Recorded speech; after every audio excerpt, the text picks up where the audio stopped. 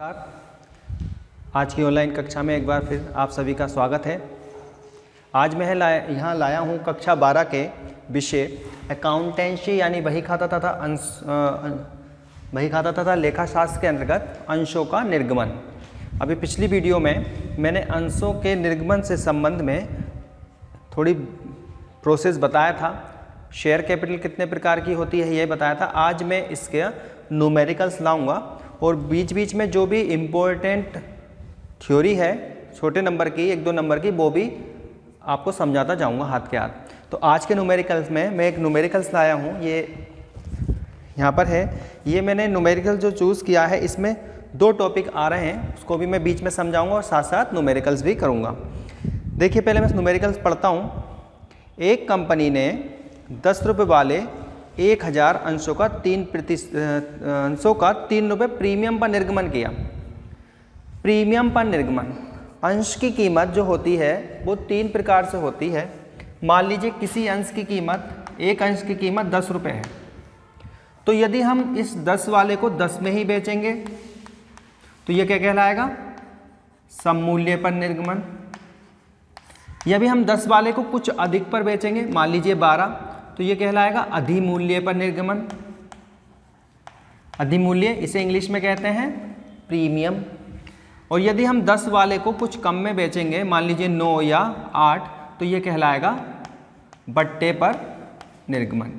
किसी भी अंश को उसकी अंकित कीमत से 3 मूल्यों में बेचा जा सकता है। एक तो जो उसका वास्तविक मूल्य है वो, जैसे 10 का 10 में बेचेंगे तो सममूल्य। यदि उस कीमत से अधिक पर बेचा जा रहा है अंश को तो अधिमूल्य यानी प्रीमियम पर। और यदि कम पर बेचा जा रहा है, जैसे मैंने यहाँ 8 लिखे या 9 लिखे, जितने भी हों 10 से कम हो, वो कहलाता है बट्टे पर निर्गमन। ठीक है। यदि अंशों को यदि उनके अंकित मूल्य से अधिक पर बेचा जाता है तो वो कहलाता है प्रीमियम पर निर्गमन। कम पर बेचा जाता है बट्टे पर निर्गमन, और जितने पर अंश है उतने का ही बेचा जाएगा तो वो कहलाएगा सममूल्य पर निर्गमन। यहाँ पर कह रहे हैं 10 रुपये वाले 1000 अंशों का निर्गमन जो है 3 रुपये प्रीमियम पर किया है। सवाल जो चालू होता है वो निर्गमित अंशों से होता है, क्योंकि निर्गमित अंशों का मतलब ही कंपनी ने जनता को कितने अंश निर्गमित किए, कितने अंश बेचे, उससे है। तो यहाँ पे हम एक टेबल बना के इसको थोड़ा समझेंगे सवाल को। इशूड शेयर्स कितने हैं?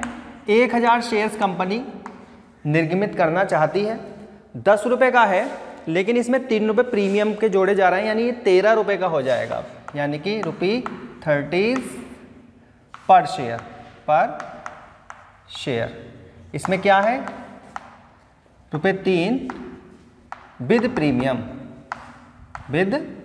प्रीमियम, यानी 10 रुपये का शेयर से उसमें 3 रुपये प्रीमियम के जोड़े गए हैं, तो उस अंश की कीमत, उस शेयर्स की कीमत कितनी हो गई है? 13 रुपये। अब ये 13 रुपये किस्तों में मांगे जाते हैं। तो कितनी किस्तें इसमें बताई हैं? वो कह रहे हैं इसमें 4 किस्तें बताई गई हैं सवाल में।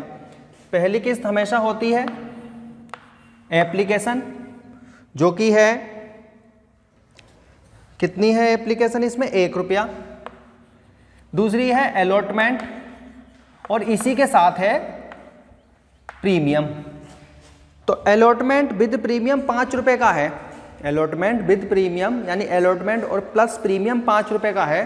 तो हमें पता है प्रीमियम तो हमारा 3 रुपये का है ही, यहाँ लिखा भी है मैंने। तो अलॉटमेंट कितना का बचा? 2 रुपये का बचा, क्योंकि ये दोनों मांग 5 रुपये की मिलाकर बनती हैं।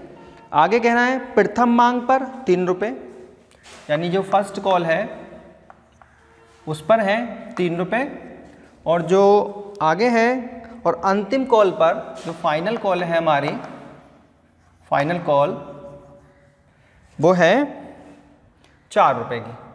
यानी कि कंपनी ने अपनी उस अंश की कीमत को, मैंने पहले भी बताया था पिछली वीडियो में कि कंपनी अंशों का पैसा एक साथ नहीं मांगती है बल्कि किस्तों के हिसाब से मांगती है। तो यहाँ पर जो 13 रुपये का अंश था उसमें कंपनी ने पहले 1 रुपया आवेदन पर मांगा, और 5 रुपये अलॉटमेंट पे मांगे विद प्रीमियम, 3 रुपये फर्स्ट कॉल पर मांगे और 4 रुपये फाइनल कॉल पर मांगे हैं। तो ये एक अंश की कीमत है। इसमें अगर हम इससे मल्टीप्लाई करें ऊपर तो 1000 अंश की कीमत कितनी आएगी? 1000। यहाँ कितनी आएगी? 2000 प्लस 3000, यहाँ पे जो मैंने कीमत लिखी है वो एक अंश की कीमत है, और जबकि ये सवाल एक अंश से रिलेटेड नहीं है, सवाल है 1000 अंशों के निर्गमन से संबंधित। तो 1000 अंशों के निर्गमन से संबंधित है, तो यहाँ 1000 की कितनी कीमत बनेगी उसकी ये मल्टीप्लाई यहाँ कर रहा हूँ, और ये 4000, यानी कंपनी को आवेदन पर प्राप्त होंगे 1000, अलॉटमेंट पर प्रीमियम सहित 5000, फर्स्ट कॉल पर 3000, और ये फाइनल कॉल पर 4 रुपये के हिसाब से 1000 अंशों पर 4000। ये कंपनी की याचित पूंजी है, यानी कंपनी इतने रुपए की याचना करेगी। ठीक है, कंपनी इतने रुपए की याचना करेगी। अब याचना करने के बाद कुछ अंशधारी ऐसे होते हैं जो कंपनी द्वारा मांगी गई, यानी कंपनी द्वारा याचित की गई पूंजी का भुगतान नहीं करते हैं। यानी अगर कंपनी किसी से पैसे मांग रही है तो जरूरी है कितने अंशधारी हैं सारे के सारे पेमेंट कर दें। कुछ अंशधारी ऐसे होते हैं जो कंपनी द्वारा मांगी गई राशि का भुगतान नहीं करते हैं। इस प्रकार जो राशि कंपनी को प्राप्त नहीं होती है वो कॉल्स इन एरियर्स यानी अवशिष्ट मांग या अदत्त मांग कहलाती है। तो देखते हैं इसमें सभी अंशधारियों ने पैसा हमें दिया है या नहीं दिया है। इसमें कहा गया है कि 200 अंशों पर अंतिम मांग की राशि का भुगतान प्राप्त नहीं हुआ, शेष समस्त राशि प्राप्त हो गई।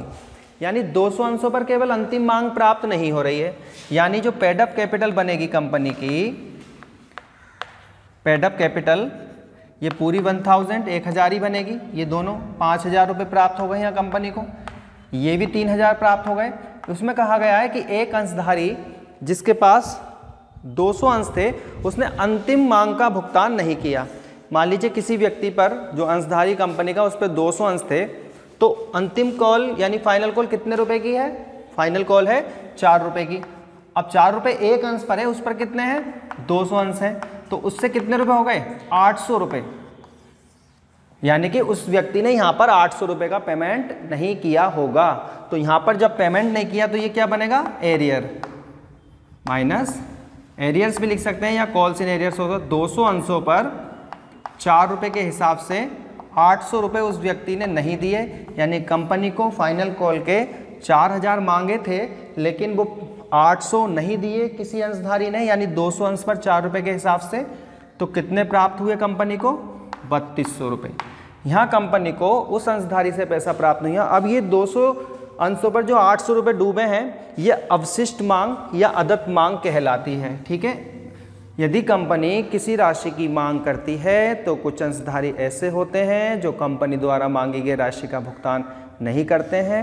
इस प्रकार कंपनी को जो राशि प्राप्त नहीं होती है वो कॉल्स इन एरियर्स कहलाती है। ठीक है, देख लीजिए पूरा सवाल यहाँ पर है प्रीमियम सहित, और ये मांगे कैसी गई और कंपनी को किस तरह रुपया प्राप्त हुआ है। ठीक है, अब इसको जनरल में कैसे लिखते हैं तो जनरल देखते हैं। सबसे पहले जनरल के लिए आप एक चीज़ यहाँ समझनी पड़ेगी। मैंने पहले बताया था पिछली वीडियो में कि कंपनी को एप्लीकेशन मनी और उसके साथ साथ आवेदन पत्र जब प्राप्त होते हैं तो आवेदित जिस व्यक्ति ने आवेदन किया है किसी कितने अंशों के लिए, तो वो आवेदन राशि भी भेजता है। तो यानी कंपनी को सबसे पहले आवेदन राशि क्या होती है? प्राप्त होती है। ठीक है, फिर कंपनी जब आवेदन राशि प्राप्त होती है तो जब वो अंशधारी बन जाता है तो कंपनी उससे अगली मांगों की क्या, अगली जो राशियां बची हैं उसकी क्या करती है? उसकी मांग करती है। फिर मांग करती है तो राशि प्राप्त होती है, फिर मांग करती है कंपनी, फिर राशि प्राप्त होती है। यानी मांग प्राप्त करके ये एंट्रियां चलती हैं। तो सबसे पहले एप्लीकेशन मनी हमें प्राप्त हुई है तो उसकी एंट्री क्या करेंगे? Bank account debit to share application account. कितने रुपए प्राप्त हुए हैं एप्लीकेशन के? 1000 डेबिट में आ जाएंगे और 1000 ही क्रेडिट में आ जाएंगे। ठीक है, इसको क्या लिखेंगे? इसको लिखेंगे बीइंग एप्लीकेशन मनी रिसीव्ड। ज़्यादा बड़ी नरेशन देने की ज़रूरत नहीं है, केवल नरेशन समझ में आ जानी चाहिए कि ये किस चीज़ की एंट्री इन्होंने की है। ठीक है, अब एक छोटी सी थ्योरी और, अंश पूंजी किसे कहते हैं? तो अंशों की बिक्री से प्राप्त राशि को अंश पूंजी कहते हैं। अंशों की बिक्री से प्राप्त राशि को अंश पूंजी कहते हैं। हमें एप्लीकेशन मनी मिलेगी, अलॉटमेंट मनी मिलेगी, फर्स्ट कॉल मिलेगी और फाइनल कॉल मिलेगी। ये चारों मिला के जो बनेगी इनकी राशि वो अंश पूंजी बनेगी, यानी शेयर कैपिटल बनेगी। तो इनकी जो भी राशियां प्राप्त होती हैं या मांगी जाती हैं वो शेयर कैपिटल में ट्रांसफ़र हो जाती हैं। तो दूसरी एंट्री, इस राशि को जो हमें 1000 रुपये प्राप्त हुए हैं शेयर कैपिटल में ट्रांसफ़र करना है। Share application account debit to share capital account. Share capital account यहां लिखेंगे being application money transfer to share capital. ठीक है, इतने ही रुपए ये शेयर कैपिटल में ट्रांसफर हो जाएंगे। ये तो हुई एप्लीकेशन की। एप्लीकेशन की पहले राशि प्राप्त होती है, फिर उसकी मांग वाली एंट्री की जाती है, मांग वाली एंट्री। ठीक है, मांग वाली एंट्री करने से क्या है, मांग वाली एंट्री से जो एप्लीकेशन की राशि है वो शेयर कैपिटल में ट्रांसफ़र हो जाती है। अब जब हमें आवेदन पत्र प्राप्त हो गए कंपनी को, तो कंपनी उन आवेदन पत्रों की जांच करती है। यदि उसे आवेदन पत्र को स्वीकार करना है तो स्वीकार कर लेती है, यदि किसी के आवेदन पत्र को लौटाना है, रिजेक्ट करना है, तो उसके आवेदन पत्र को रिजेक्ट कर दिया जाता है और उससे प्राप्त हुई आवेदन राशि को वापस कर दिया जाता है। और जिन लोगों के आवेदन पत्र को स्वीकार कर लिया जाता है उन्हें आवंटन की सूचना दी जाती है। आवंटन की सूचना के अंतर्गत उनको ये बताया जाता है कि आपके आवेदन को स्वीकार कर लिया गया है और आपका नाम सदस्य रजिस्टर, जो कि अंशधारियों का रजिस्टर है, उसमें चढ़ाया जाना है। और तो उन्हें आवेदित जो अंश हैं वो वापस उनको अलॉट कर देती है और साथ ही साथ उनसे अगली किस्त की मांग भी करती है, जो कि आवंटन कहलाता है। तो इसमें आवंटन में जो मांग करेगा वो तीसरी एंट्री में, तो आपने देखा तीसरी एंट्री में वो प्रीमियम जुड़ा है, यानी प्रीमियम सहित मांग करेगा। तो प्रीमियम सहित मांग कैसे करेंगे, मांग की एंट्री यही होगी, एप्लीकेशन की जगह केवल अलॉटमेंट आ जाएगा। शेयर अलॉटमेंट अकाउंट डेबिट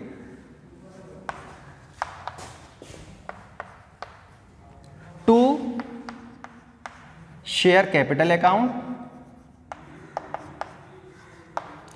और यहाँ प्रीमियम है तो प्रीमियम को भी क्रेडिट करना है, क्योंकि प्रीमियम कंपनी का एक अतिरिक्त लाभ है और कंपनी को जब अतिरिक्त लाभ या लाभ प्राप्त होते हैं तो वो डेबिट नहीं किए जाते, वो क्रेडिट किए जाते हैं। ठीक है, to security premium reserve account. यहाँ पर टोटल मांग 5000 रुपये की गई थी, जिसमें कैपिटल के थे 2000 रुपये और प्रीमियम के थे 3000 रुपये।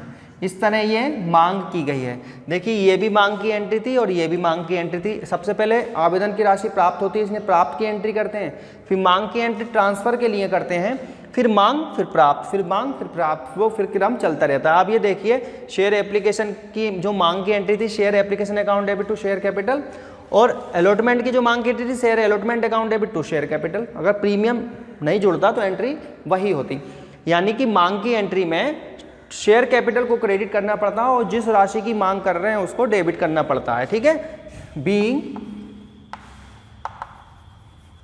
Allotment money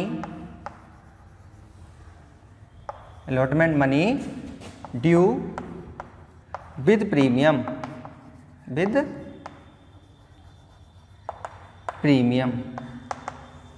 being allotment money due with premium.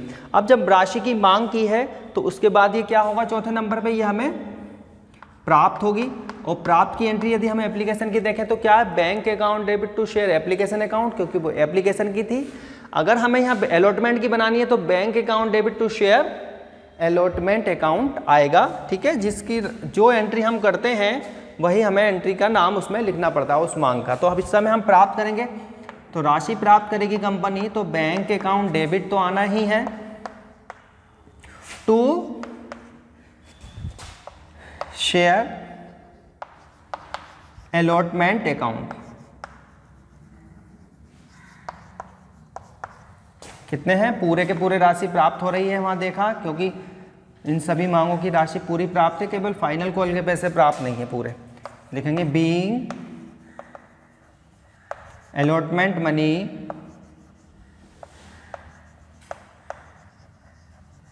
Received with premium, with premium. ठीक है, यहां पर एक क्रम बन के आया, प्राप्त मांग, अब मांग प्राप्त, मांग प्राप्त, यही क्रम इसका चलता जाएगा। यदि हम देखो फर्स्ट कॉल की मांग करते हैं, यानी अब इसमें हम फर्स्ट कॉल की यदि मांग करते हैं तो कैसे करेंगे? देखो इसको मैं रेज करता हूं, फर्स्ट कॉल की मांग पे चलते हैं। अब मांग की एंट्री हमेशा एक ही होती है, जो कॉल हम लिख रहे हैं उसको डेबिट करना है और शेयर कैपिटल को क्रेडिट करना है। ठीक है, यदि हम एप्लीकेशन मांग रहे हैं तो शेयर एप्लीकेशन अकाउंट डेबिट, यदि हम अलॉटमेंट मांग रहे हैं तो शेयर अलॉटमेंट अकाउंट डेबिट, यदि हम फर्स्ट कॉल मांग रहे हैं तो share first call account debit, और यदि हम सेकंड कॉल या फाइनल कॉल मांग रहे हैं तो share second call account debit. और इसमें हमेशा जो है वो कैपिटल हो, शेयर कैपिटल हमेशा क्रेडिट होती है। तो पांचवी एंट्री हम मांग की यदि देखें तो शेयर फर्स्ट कॉल की मांग करेंगे अब 3000 रुपये की, share first call account debit 3000 रुपये है ये, और इसमें क्रेडिट क्या होगा? हमेशा टू शेयर कैपिटल अकाउंट, ये भी 3000, और being first call money due, first call money due. अब ये राशि हमने जब मांग करी है कंपनी ने तो उसको प्राप्त भी होगी, तो छठी एंट्री में राशि प्राप्त करने की एंट्री क्या बनेगी? बैंक अकाउंट डेबिट, हमेशा राशि प्राप्त होती है कंपनी को, इसलिए बैंक में लिखते हैं। और टू, ये किस चीज़ की मांग राशि थी? Share first call account, to share रह गया इसमें, to share first call account, being first call money received. कितने हैं? फर्स्ट कॉल के पूरे ही पैसे प्राप्त हो रहे हैं 3000, तो ये भी 3000। अब ये फर्स्ट कॉल की मांग प्राप्त थी, अब हमें सेकंड कॉल की मांग प्राप्त करनी है, तो वो भी ऐसा ही होगा, जहां फर्स्ट कॉल लिखी है वहां सेकंड कॉल आ जाएगी। ठीक है, कैसे? छठी एंट्री मांग की, सातवीं एंट्री सॉरी, अगर ये फर्स्ट कॉल है share first call account debit to share capital account, यदि मैं इसमें सेकंड कर दूं या फाइनल कर दूं तो ये इसकी मांग हो जाएगी। देखो शेयर या फर्स्ट है, मुझे करनी है मांग फाइनल कॉल की, share final call account debit, और टू शेयर कैपिटल अकाउंट। कितने हैं इसके फाइनल कॉल के? 4000। नरेशन क्या बनेगी? बीइंग फर्स्ट कॉल ड्यू, यहां पर बनेगी बीइंग से final call due, being final call money due, being final call money due. अब हमने मांगे तो 4000 पूरे, लेकिन आठवीं एंट्री में हमें प्राप्त कितने हो रहे हैं? देखिए 800 रुपये तो हमें प्राप्त नहीं हुए, ये हमने माइनस कर दिए, तो कितने प्राप्त हो रहे हैं? 3200। कोई बात नहीं, 3200 रुपये पूरे प्राप्त कर लो। Bank account debit 3200। अब बात आती है कॉल्स इन एरियर्स की एंट्री की जाए या नहीं की जाए। तो कॉल्स इन एरियर्स की एंट्री की भी जा सकती है और नहीं भी की जा सकती है। यदि हम करेंगे तो भी ठीक है, यदि हम नहीं करेंगे तो भी ठीक है।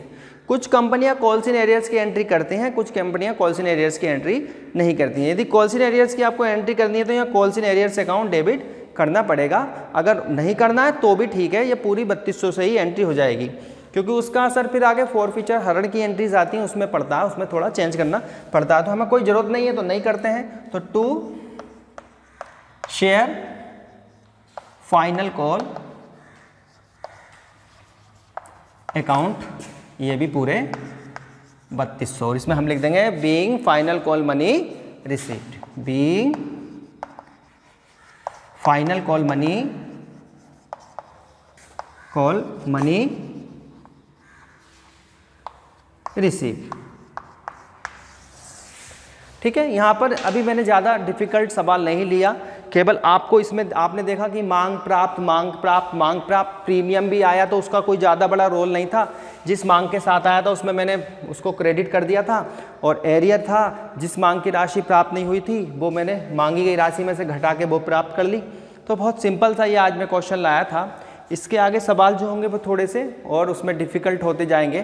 तो आपको यदि उन डिफ़िकल्ट क्वेश्चन की आज ही से तैयारी करनी है तो इस वीडियो को कई बार देखना है और इस क्वेश्चन को भी कई बार रिवाइज करना है, क्योंकि आगे जो आएंगे वो थोड़े बढ़ते ही जाएंगे, कुछ ना कुछ उसमें नया टॉपिक जुड़ता ही जाएगा। उम्मीद है ये क्वेश्चन आपकी समझ में आया हुआ। जब तक के लिए आप मिलेंगे नेक्स्ट वीडियो में, जब तक के लिए धन्यवाद।